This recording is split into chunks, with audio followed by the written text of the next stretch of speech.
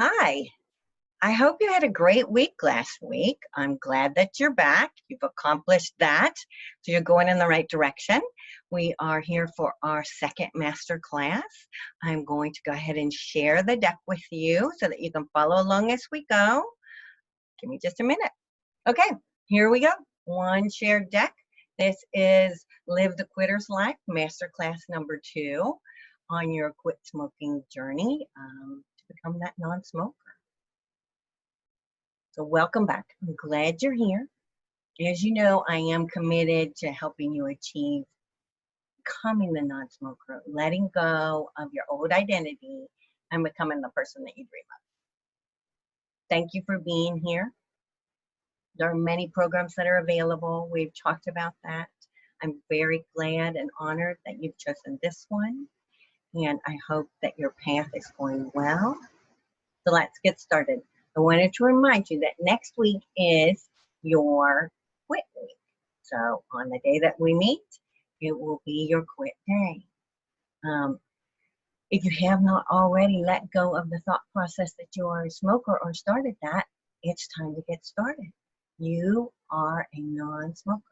This is your journey to becoming a quitter. Hey, you get to be a quitter. How fun is that? It's time to let go. So here we go. Let's talk about my journey. This week, I wanted to tell you about my continued journey of 38 years of smoking a pack a day. During those years, I researched and practiced fitness on a daily basis.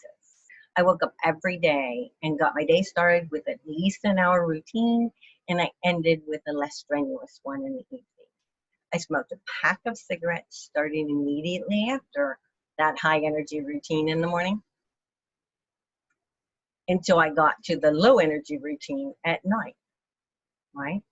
I couldn't smoke early in the morning before the routine because on the rare times that I did, it meant I would end up dry heaving about halfway through that routine, and it didn't work out very well. Literally, I would have to leave the room and go throw up or dry heave because having that cigarette would not allow me to do those high energy routines. But amazingly, I actually continued on at that level for years. And of course, when I went to the club, obviously no one ever saw me smoke, right? Because we couldn't have them know that. And I had to go first thing in the morning. I gave myself an excuse that if I built up the strength in my lungs and my body through the exercise, then the pack a day damage that I was doing would be mitigated.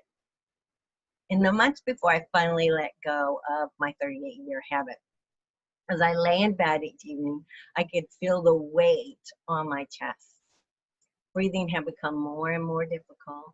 Climbing the steps was no fun, especially when it, was multiple flights of stairs. Running was impossible, just didn't even go there. And I realized that it was finally time to say goodbye to my lifelong friend. Time to let go and become a non-smoker. So that's what I did. I'm so glad you're joining me on this journey and allowing me to be part of your journey. So here we go. Overview of our session is we're going to, they're a welcome. We go through this basic story, ground rules. We're going to talk about what's going well. We're going to bump you up to top priority. We're going to talk about your path to success, how does stress fit in as you're going through this path. We're going to work on a breathing technique, as I told you about last week, we touched on. We're going to help you start building your support network and planning your day, okay? Lastly, we'll discuss your action steps for the week and your ahas. Again, you will need your paper and pencil because we will stop as we go through. So the ground rules, reminder, this master class will let you become the person that you want to be. Our goal is to close the gap from where you are today to where you want to be. The class will point out your limiting excuses, point out your limiting power. It's designed to allow you to hold yourself accountable. It will push you outside of your comfort zone, and that's all right. Let it do that. Don't be resistant. Allow that to happen. Focus on what's going right. not on what's going wrong. The rules of the game. The Masterclass is about now and in the future, not about the past. Not about the 20 years that you tried, right? Or the 20 other times that you tried to quit smoking. You should be reviewing a Masterclass every 7 days for 6 weeks. Your quit week is next week, which is week 3. You've been challenged already to choose your date and to share it. Write it on your calendar as well. Listen to your daily hypnosis. Listen to 30 minutes of any motivational speaker that you like, that gives you that motivation inside to makes you feel good. Show up for your class with a pencil and paper, because we will be stopping and doing exercises throughout. Okay, here we go. What's going well? You're going to stop the Masterclass. You're going to write down the answers to these 3 questions. What's going well? Okay, that's the simplest one. What is something that you're proud of trying or doing in the last 7 days, no matter how small the effort? Did you clean out the junk drawer? Did you clean out the pantry? Did you make someone's day by helping them, by helping carry groceries in? Whatever you did that went well. Your answer must be a positive, because a positive acts as a motivator to propel you forward. Okay, no limiting factors or negative self-talk. Next question is, does it feel good to acknowledge what's going well?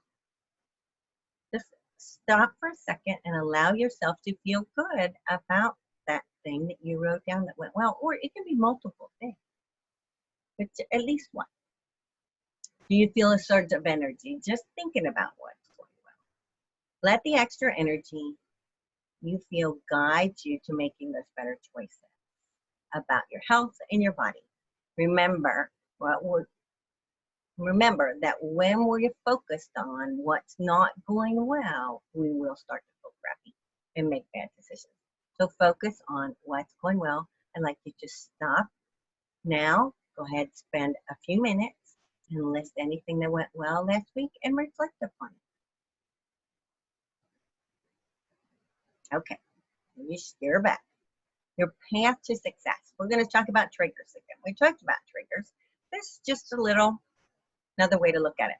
Last week we talked about what worked in the past and what didn't, right? We set some anchors, discovered your triggers, and started putting together your quit day, your plan for the quit day. If you've tried to quit before, the first step in being able to avoid the same mistakes and pitfalls that led you back to smoking is to evaluate the reasons why you failed with your previous attempts. Do you understand what your triggers are? Last week we talked about, we put together your triggers, and I asked you to make sure that you reviewed them and added to them throughout the week. I want you to continue doing that. Do you truly understand what is connected to smoking that are your triggers? A lot of times, because those triggers are technically your habit, you don't. That habit has been ingrained in you. So making sure that you're catching them. When you realize that, oh, there's a trigger, get it written down so that you can prepare for it, okay?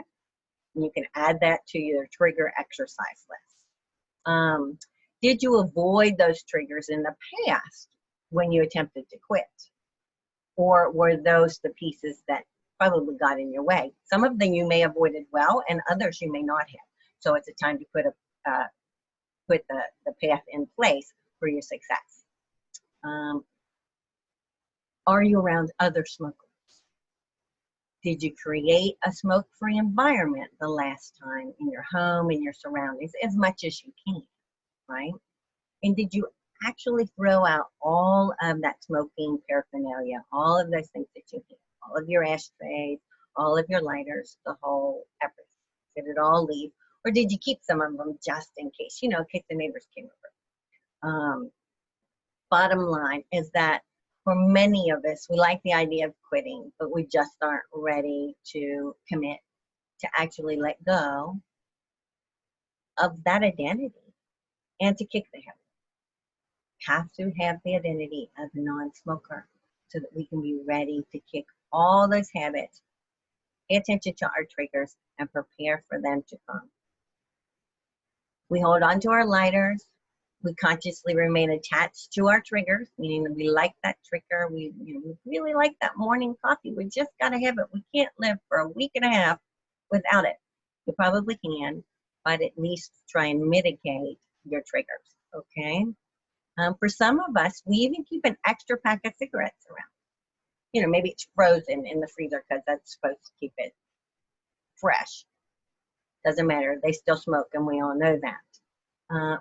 But if you're genuinely ready to quit, to let go, there are things you can do to give yourself the best chance of never returning to smoking again. That's what we're teaching. That's what we're going through. And I want you to keep re-going through all of the things that we do. Go back through this and make sure you're allowing those things to sink in and benefit you as you're going through this process. Let's start by taking this challenge. This week, your challenge is going to be to bump yourself to top priority. That's fun. Are you ready?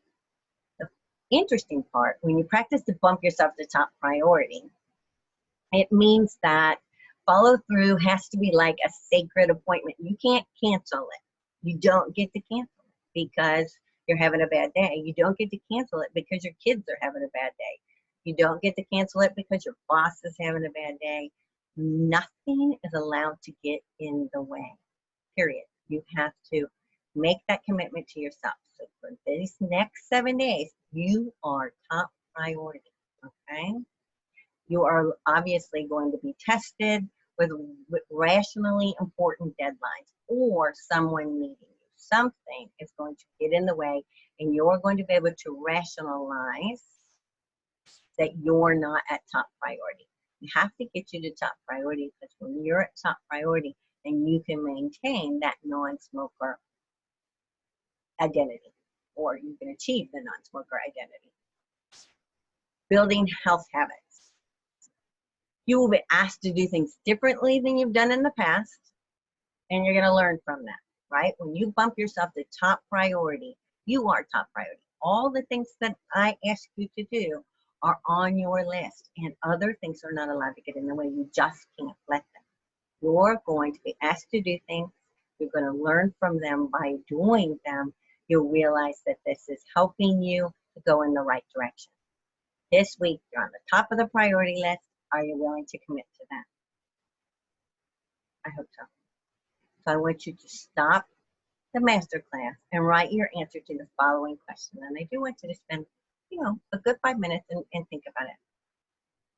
What, if anything, might you have to let go of this week in order to manifest this result of making yourself top priority? Stop the class. Go ahead and get that written down.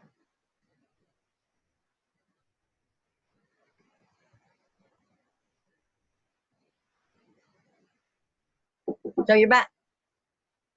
Let's learn something new. Why do cigarettes appear to reduce stress? We all go running outside to smoke a cigarette, or wherever it is you smoke a cigarette, because when we're stressed, when something stressful comes up, whether it's at home or at work, just something in life, we reach for that cigarette, right? Well, and this one's interesting. Biologically, the nicotine from smoking acts as a stimulant. It relieves the withdrawal symptoms. Now, follow along to that statement. The nicotine relieves the withdrawal symptoms from the nicotine. But there's an excuse that a smoker can get. I'm having withdrawal symptoms, I'm stressed, and by smoking this, those will go away, and it'll act as a stimulant. It'll raise you up, right? It increases the chemicals in your brain that make you feel better. That's what the stimulant does, adrenaline and dopamine. Psychologically, smoking provides you a self-imposed timeout. Is that awesome? And when we were children, we hated the idea of a timeout or being sat in the corner. But as adults, it's awesome to have a timeout. It forces you to breathe deeply, and when you breathe deeply, you actually release tension. Now, you're breathing deeply and you're inhaling all of that smoke versus fresh air. it actually is a stress increase. It doesn't reduce your stress when you're smoking. Research shows that a smoker has a higher stress level than a non-smoker.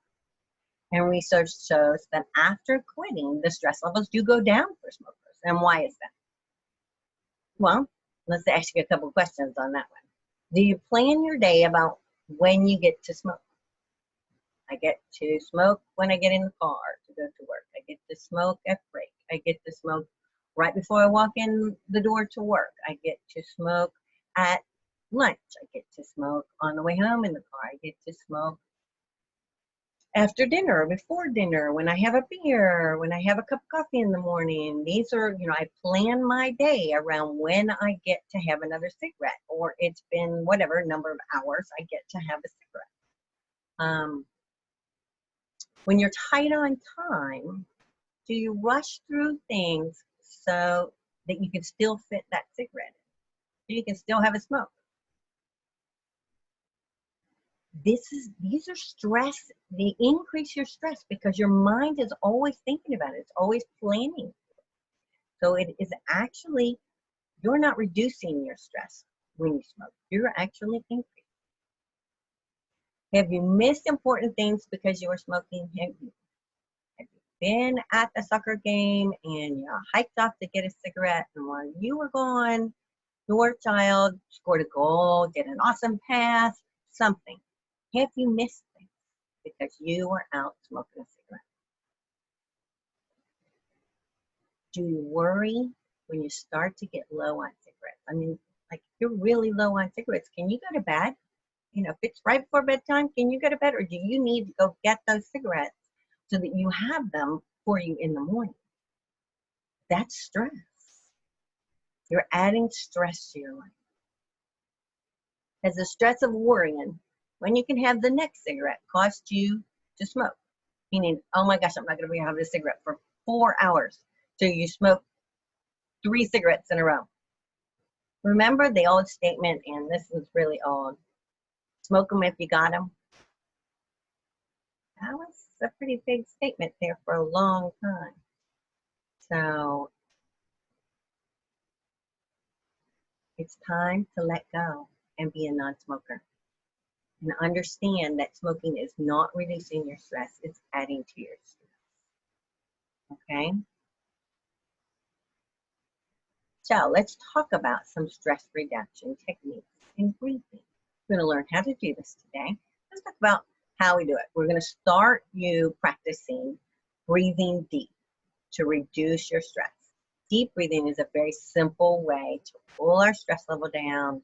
If possible, find a quiet place and lay down with your hands folded across your belly, just like you do when you do your hypnosis. If not, don't worry about it, because the beauty of breathing is you can do this one anywhere, anytime. Okay? You can do it sitting at your desk at work. You can do it driving your car. You can do it waiting in the line at the grocery. You can do it riding the train to and from work. You can do it right before a meal. And here's interesting. If you do it right before a meal, it actually, all of that aids in your digestion because it calms the body down and allows the body to relax and it digests food better. So there you go. You're going to add additional to your health. Deep breathing can be done right after a meal. So deep breathing increases your rational thinking during problems or stress and relaxation just before bed. So it decreases the daily tension. Tensions caused by your triggers that you're having throughout the day, or just your habits that you're trying to break, the triggers or habits, however you want to think about them, and the tension around your cravings, your thoughts, or your urges to smoke. And sometimes people don't have strong cravings as much as it's an urge to smoke because it's a habit. So we're going to learn the 5-5-7 breathing method. It's a very simple method. You should do this 10 times a day, and each time you go through it, you want to go through it 10 times. If you can only do it 3 or 4 times in a row, during that session, fine. But if you can find 10 times a day and do it 10 times, it will benefit your body. You're going to breathe in through your nose and out through your mouth, okay? And this is how it works. You're going to breathe in for a count of 5. You're going to hold for a count of 5. And then you're going to breathe out for a count of 7. You're going to repeat that 10 times. Right now, we're going to go ahead and do it together. And I know this is going to feel silly and you're going to be like, I am not going to do that. Do it. This is one of those things where I said we're going to push you outside your comfort zone. And you're going to find that this really helps you. So, and I want you to practice it. So we're going to do it right now, but we're only going to do it 3 times just for the sake of time. So what I want you to do is get comfortable. You can close your eyes so that you feel good. And want you to breathe in for the count of 5. So here we go. In through your nose. Hold for 5. 1, 2, 3, 4, 5. And then out for 7. 1, 2, 3, 4, 5, 6, 7. So here we go. In for 5. Hold for 5. Out for 7. In for 5. Hold for 5.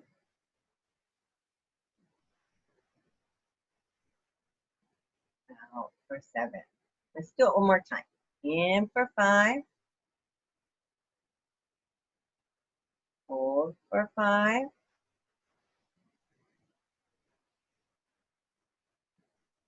And out for 7. So, did that feel good?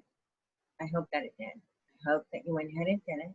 If not, please practice it when we're done today so that you can get on this path of doing this. It will release tension in your body. It allows the stress to go away. You think clear. And by bringing all that into your lungs, it helps you to start using your lungs more, cleaning out all of the toxins, and helps you to make better decisions. So practice, practice, practice. Let's talk about your support network. We really need to get you set up with a good support network. No one wants to feel like they're alone in doing anything, right? And we need that. Your network for your additional support can help you deal with your triggers, your stress and your frustration.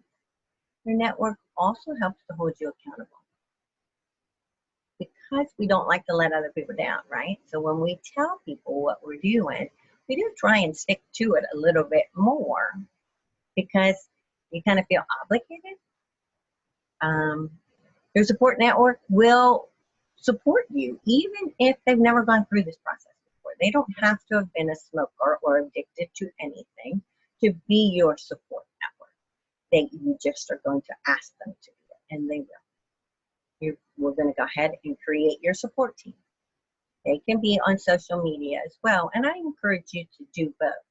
Have your family and friends help you at home and at work, and then also use your support network on social media. Choose people that you can rely on and people that want to see you succeed, okay? It's important. You want positive people. I'm asking you to look at everything from positive, right?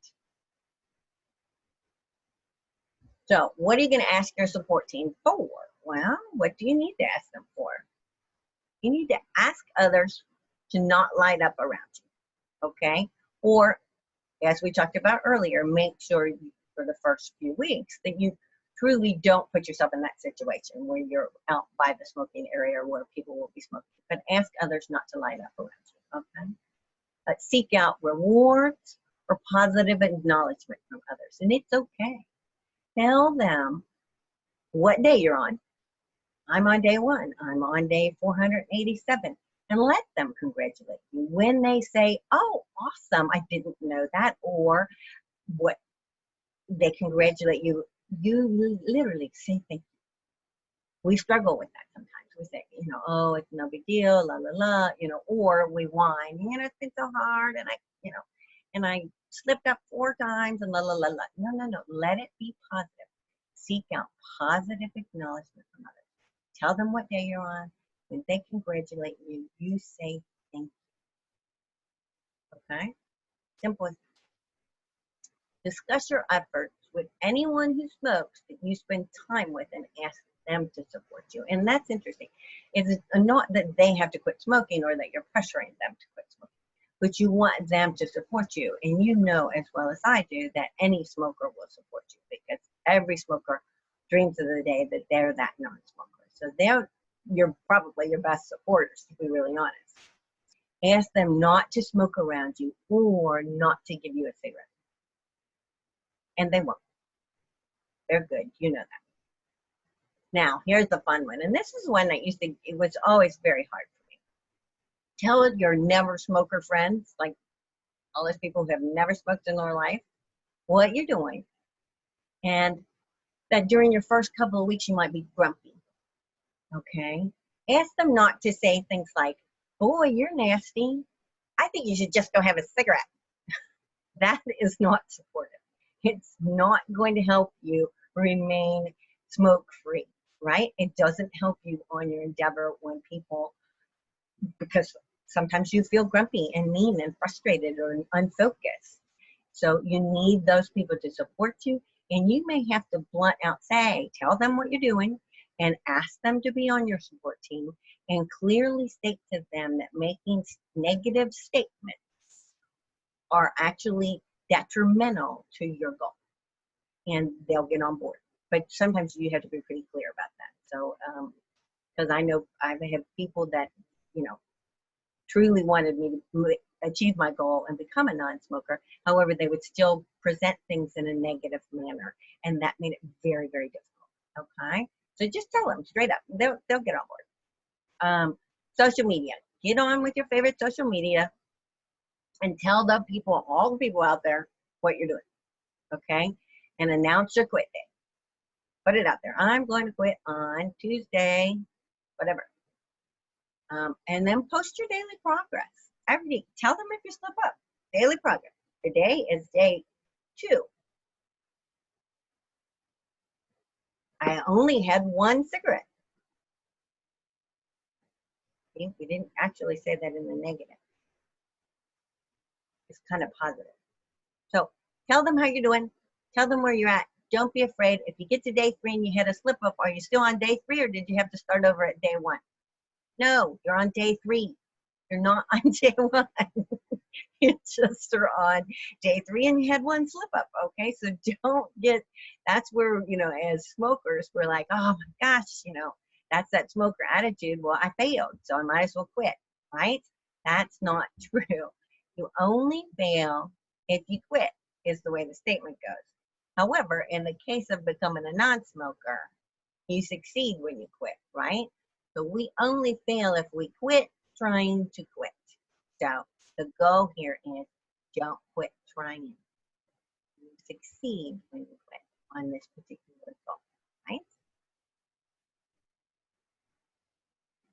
Okay, so here's some ideas you could give to your support team, things that they can come and say to you. And you can literally take this list and hand them to them. And your support team wants you to quit. So this list, as silly as it sounds, they'll sit and read it and they'll use it.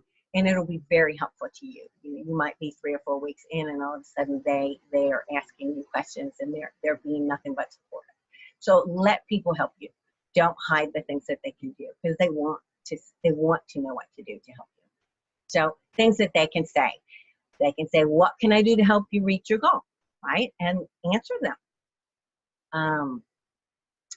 They can say, you're really working hard on becoming a non-smoker, and compliment you. And when they do, you say, thank you. I appreciate that. Okay? Allow the compliment. We struggle with that. Quitting smoking is very difficult. You're very strong. And when they tell you that, you say, thank you again. Not, I know, it's really hard. Okay? Just say thank you and let it be a positive answer on your part. They can tell you, I'm confident that you will be successful, and I am too. Thank you. I'm here to help you. I'm proud of you. Okay? Answer with thank you. Simple as that. Let the compliments come. Okay? Or when they do ask you a question on what they can do to help, give them something that they can do to help. So here are some things that they can do to help you. They can be positive, which we talked about that. They can be supportive no matter what difficulties you're encountering. Hence, when you're grumpy and kind of nasty, ask them to be supportive no matter what. You're really doing a good job. Okay? They don't even have to point out you're really doing it. Actually, it's helpful if they don't point out you're really doing a good job, but you're awful grumpy. Or, just when they see you being grumpy, if they say, you're really doing a good job, that'll actually help you to start being positive and come out of some of that grumpy. Okay? They'll go with you to smoke-free places if that's what they can do to help you. Ask them to not judge, just listen. No matter what you say, they aren't to judge. Okay? Recognize that your behavior may change during the first couple weeks. Example, irritability, forgetfulness, nervousness. Plan rewards for you as you make each of your milestones through the month. At the beginning, you have a milestone every day, pretty much. So if they can compliment you every day in some way, even that, you smell so nice today, whatever it is. And ask them to avoid pointing out your slip. Like if they smell the cigarette smoke on your clothes because you went out and you slipped up and you had a cigarette, ask them not to point blank say, oh, you smell like a cigarette. Did you go smoke one? That's not helpful, right? Because then you're just going to go smoke another one. You already screwed up. You go back to that smoker mentality versus the non-smoker mentality, which is, you know what? I'm still on day 3. You only fail if you quit. In the cases of becoming a non-smoker, you succeed when you quit, right? You only fail if you quit trying to quit. So get your team in place. Talk to them. Let them know. Tell people they're on your team and what you need from them. Even the people on social media. Put your post out there and say, this is what I'm doing. And when I post, I want you all to tell me you are awesome. I am proud of you.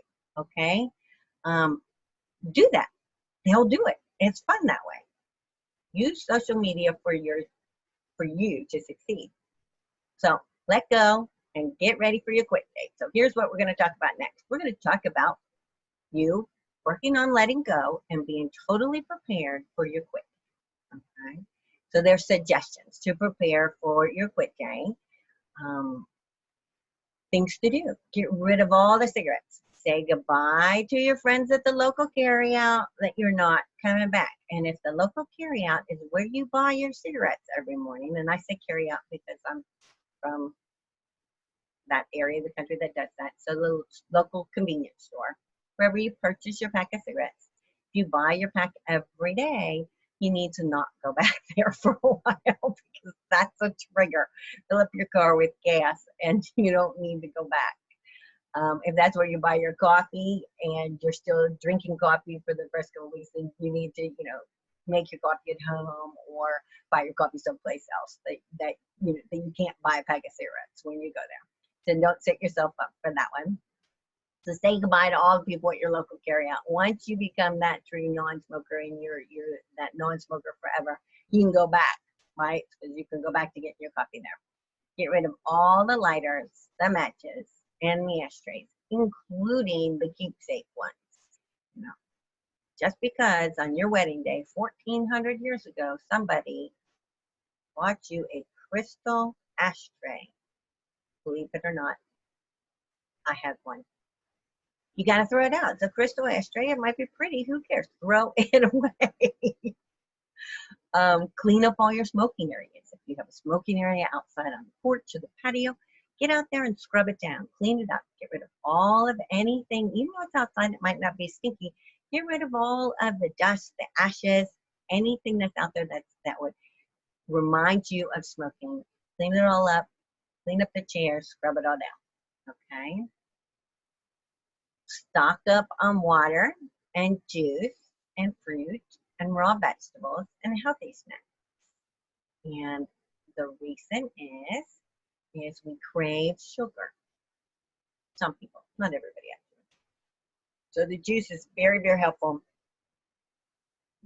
to stop that craving for some, and it keeps you from going to nicotine in replacement for the sugar craving. So just have some juice. You might guzzle it. I know that was always a huge thing for me, is guzzling lots of juice or eating lots of fruit.